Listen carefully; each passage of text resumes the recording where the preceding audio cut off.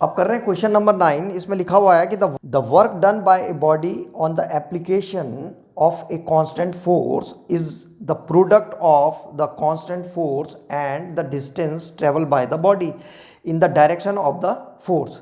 Express this in the form of a linear equation in two variable work W and distance D, and draw its graph by taking the constant force as 3 units. What is the work done when the distance traveled is 2 units? Verify it by plotting it on the graph. तो सबसे पहले हमें क्या करना है, एक तो हमको मालूम होना चाहिए पहले जो वर्क इज इक्वल टू होता है force multiplied by displacement. Work का जो फॉर्मूला होता है वो होता है फोर्स मल्टीप्लाइड बाय डिस्प्लेसमेंट। और डिस्प्लेसमेंट क्या होता है? डिस्प्लेसमेंट होता है कि जो डिस्टेंस है वो फोर्स की डायरेक्शन में होना चाहिए, वही डिस्प्लेसमेंट हो गया। तो यहाँ पे जो है मैं डिस्टेंस ही लिख रहा हूँ, ठीक है, डिस्टेंस ठीक रहेगा हमारे लिए। तो यहाँ पे वो कह रहा था वर्क को दिखाना है डब्ल्यू से, तो डब्ल्यू से दिखा दिया।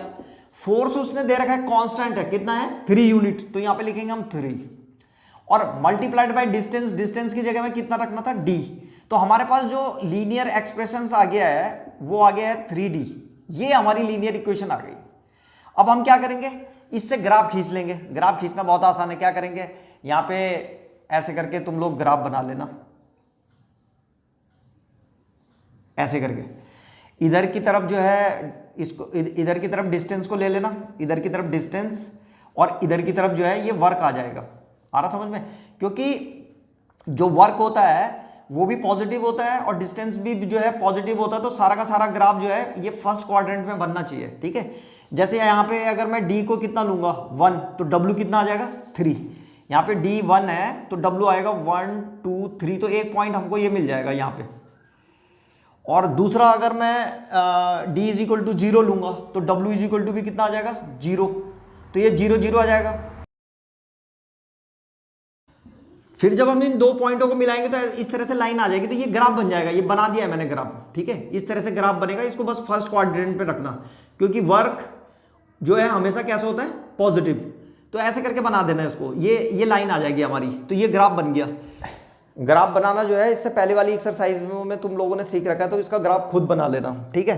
कोई से भी 3 पॉइंट लेना और उसको रखना और बना देना। यहाँ पे मैंने 2 पॉइंट ले रखे हैं, एक 0 0 है, और यहाँ पे कितना था ये वाला जो पॉइंट है ये है 1 और 3, 1 और 3, क्योंकि जब d1 रखेंगे यहाँ पे तो w3 आ जाएगा बस, तो बन गया।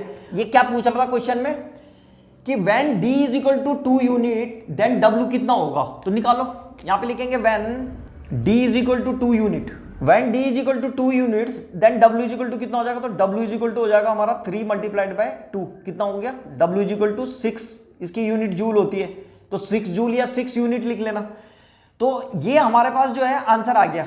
जिस समय डिस्टेंस 2 यूनिट था उस समय w कितना था 6 जूल। वो कह रहा है कि verify it by plotting it on the graph.